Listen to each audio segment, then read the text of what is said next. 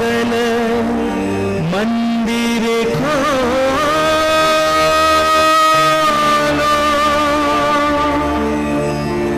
દયામય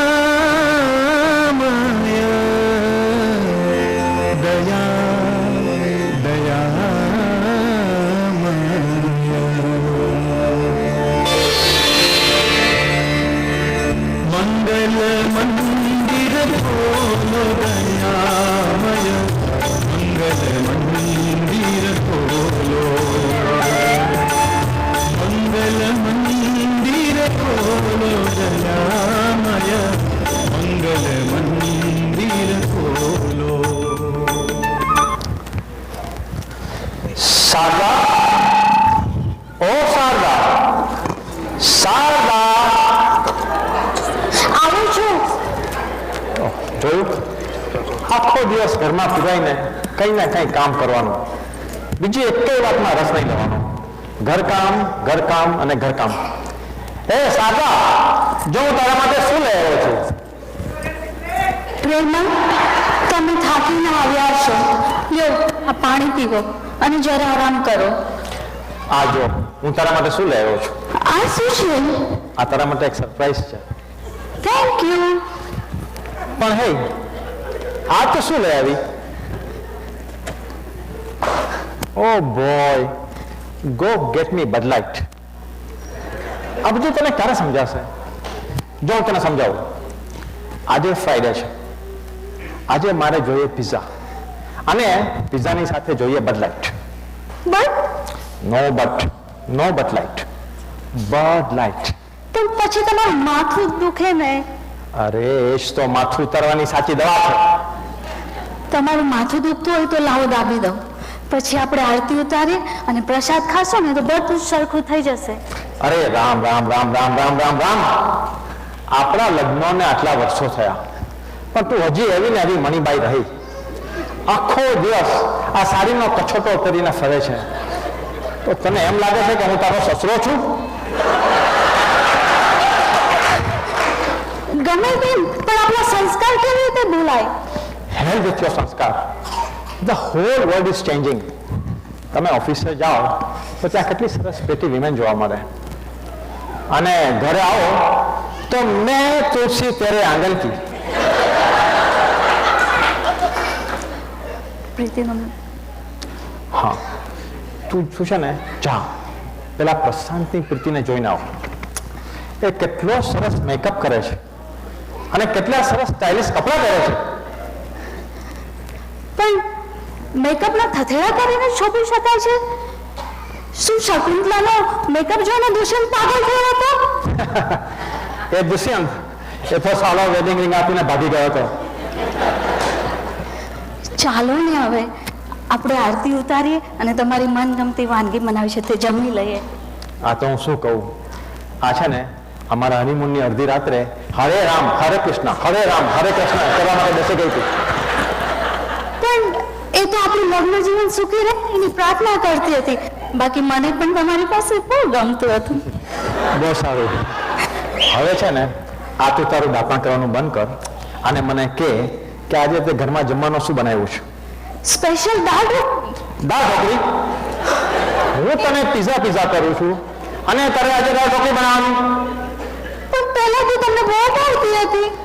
ईश्वर अल्लाह तेरा नाम, उसको सन्मति दे भगवान. आ तारी दाल ढोकળી, તારી ભાખરી, તારી ખીચડી, તારી રોટલી, હવે છે ને આ બધું મહેરબાની કરીને કરવાનું બંધ કર. પૌષ્ટિક ખોરાક ખાય ને તો આપણું સ્વાસ્થ્ય સારું રહે. હે ભગવાન, આનું જો ચાલે ને તો મારું સ્વાસ્થ્ય સારું રાખવા માટે છે ને મારી પાસે આખો દિવસ ઉપવાસ કરાવે એમ છે. ચાલુ ને હવે આપણે જમી લઈએ. ચાલો.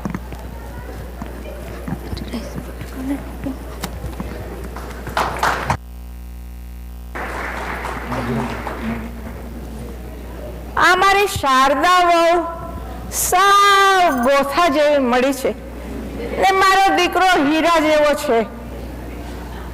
જરાય નવા જમાના જોડે ચાલતા શીખી નથી. બસ એ જ જૂના રીત રિવાજોને વળગીને બેસી રહે છે.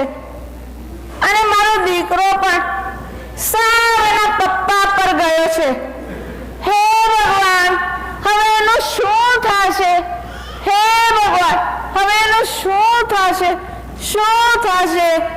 શું થશે?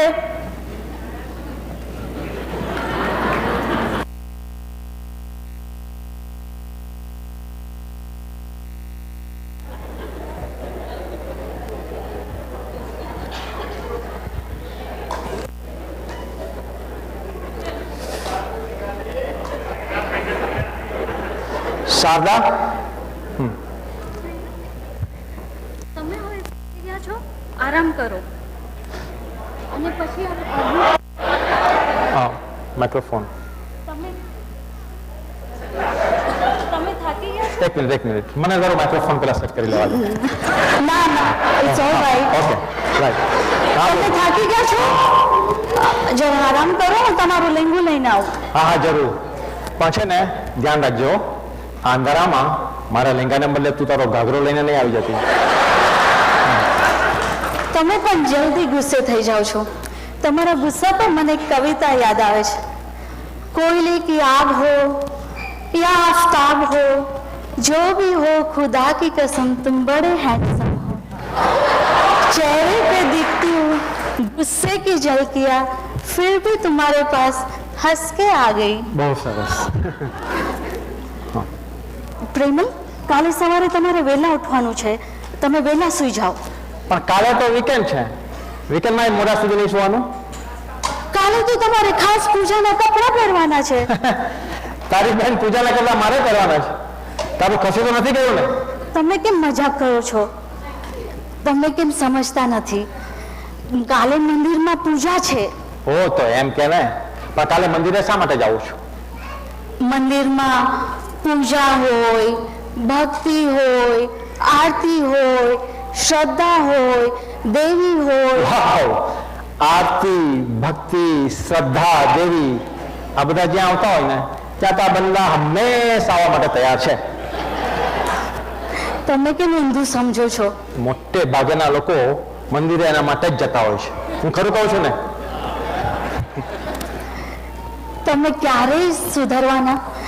આવાના આવા જ રહેવાના? ચાલો ને હવે.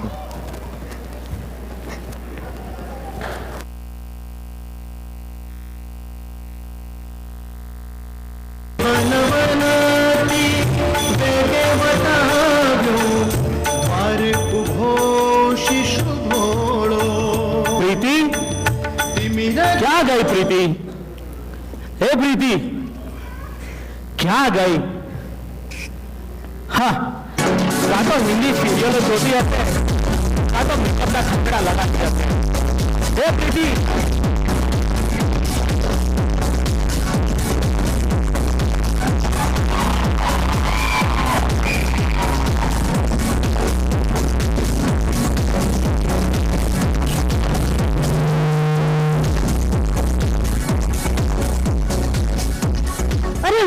તમે આવી ગયા? તું મને જોઈને પૂછે છે હું આવી ગયો? હું આવ્યો છું, ગયો નથી. પ્રીતિ, એક કામ કર, બહુ ભૂખ લાગી છે, કંઈક જમવાનું બનાવ ને. જમવાનું? હે, તને મારો મેસેજ નથી મળ્યો? શાનો મેસેજ? તારી સેક્રેટરી યાર બહુ ક્લોઝ મારે છે. મેં કહ્યું તું આવતા આવતા કે ચાઇનીઝ કે ટાકો બેલ કશું લઈને આવે. અરે હું છે ને આ તારા ચાઇનીઝ કે તારા ટાકુ નથી પરણ્યો. માણસ જ્યારે ઘરે આવે ત્યારે પતિના હાથનું જ ખાવાનું ભાવે. એકચ્યુઅલી એવું નથી. આજે છે ને મેં મેનિક્યોર કરાવી છે, સો આ રસોઈ બનાવવામાં અને લોટ બાંધવામાં મારા નખ બગડી જાય એટલે બહારથી મંગાવવાનું નક્કી કર્યું. તું ક્યારે ઘરે ખાવાનું બનાવે છે?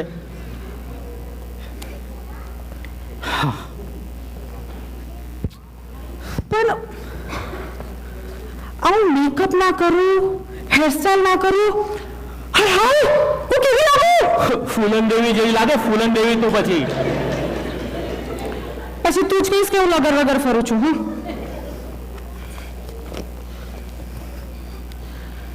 યાર, બહુ ભૂખ લાગી છે યાર. આ તું મેંદાના થથેડા કરે છે ને મોઢા પર, એની કરતા એનો લોટ બાંધતા શીખ ને જરાક.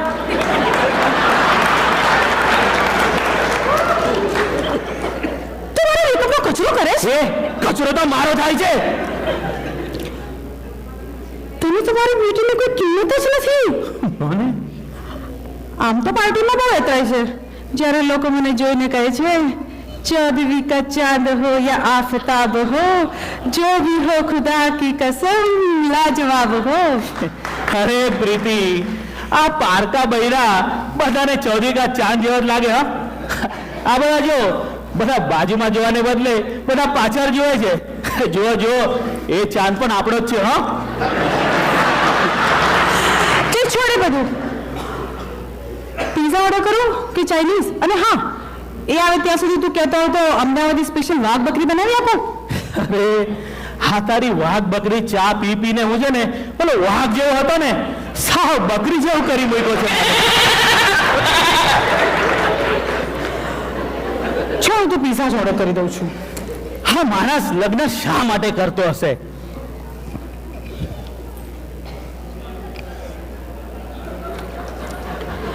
એ હની, તમે આ મોડું કેમ થયું ઓફિસથી આવવામાં આટલું? હા, તને કહેવાનું રહી ગયું. આજે જ્યારે હું ઓફિસથી ઘરે આવવા માટે નીકળ્યો ને, ત્યારે રસ્તામાં એક વાંદરો એક મિનિટ. એને દાંત વાળ્યો બધાનો.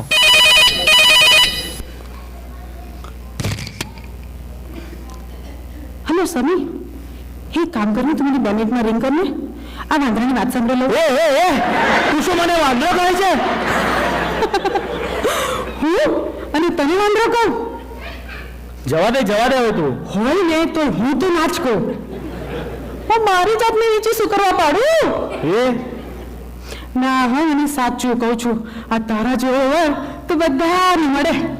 અરે આ એકલો માણસ કેટલી જગ્યાએ ફરે. આ તારા દિલના અરમાન છે, દિલમાં જ રહેવા દે. હા, ચાલ હવે, ચાલ હવે, બહુ થયું. જવા દે હવે તું.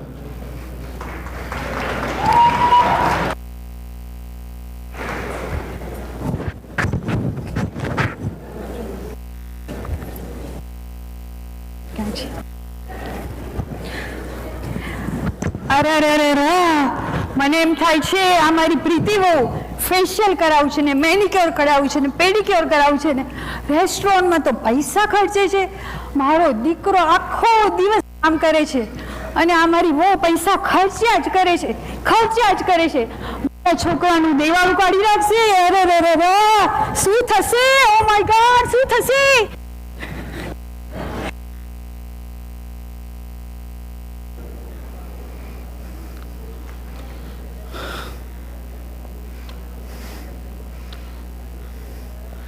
અરે હા, આ પ્રેમલની પત્ની શારદા કેટલી સીધી સાદી છે ને.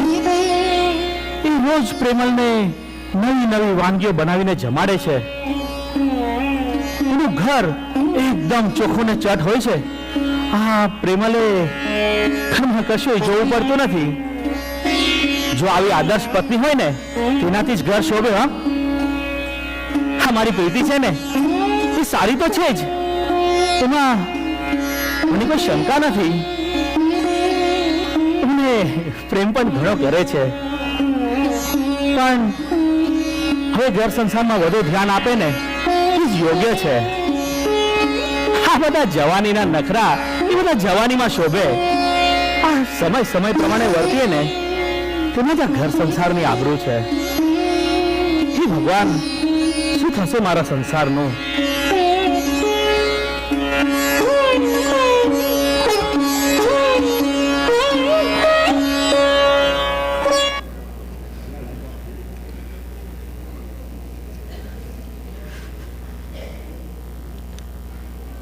હું પ્રશાંતને આટલો પ્રેમ કરું છું અને ખુશ રહેવાનું ધ્યાન પણ રાખું છું, પણ એ ખુશ નથી લાગતો. અમારા મેકઅપ, નખરા, હેરસ્ટાઈલ, પાર્ટીઝ, લગ્ન પહેલા કોલેજમાં તો ને એટલું ગમતું હતું, પણ હવે એને કાંઈ જ નથી ગમતું. રસોઈ બનાવી, ઘરકામ કરવું બધું મને નથી ગમતું. સાચું કહું, આવડતું પણ નથી.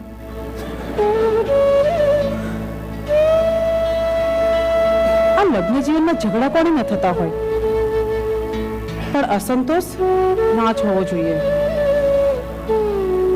આ તો જ્યારે જોઈએ ત્યારે શારદાના જ વખાણ કરે છે. શારદા સીધી સરળ ઘરકામમાં હોશિયાર, પણ હું શારદા નથી, હું તો પ્રીતિ છું, પ્રીતિ. પણ હવે મારે કંઈક તો કરવું જ પડશે. એક કામ કરું, હું શારદાને જઈને મળી આવું અને એની જ પાસેથી કઈ ટિપ્સ લઉં કે પ્રશાંતને ખુશ કેવી રીતે રાખવું.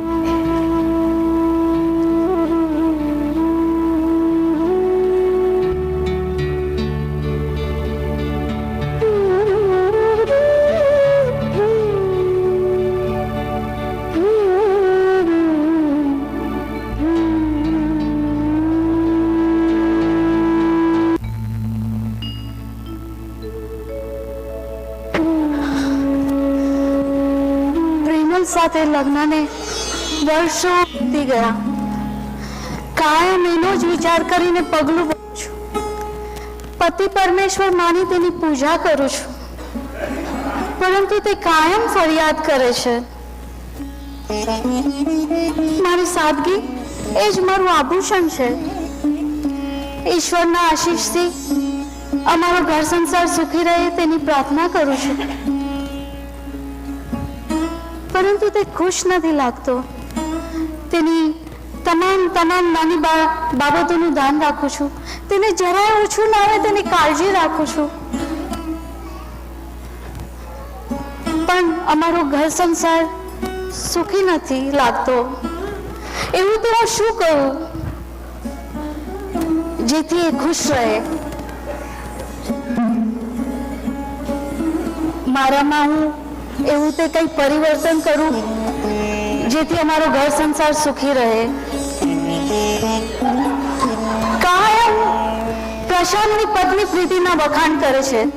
પ્રીતિ કેવી સજી સજીને ફરે છે, પ્રીતિના ઘરમાં નવી નવી વેરાયટી જોવા મળે છે, અને પ્રીતિની પાર્ટીના તો વખાણ દરરોજ સાંભળવા મળે છે. પણ હું પ્રીતિ નથી, હું શારદા છું. શારદા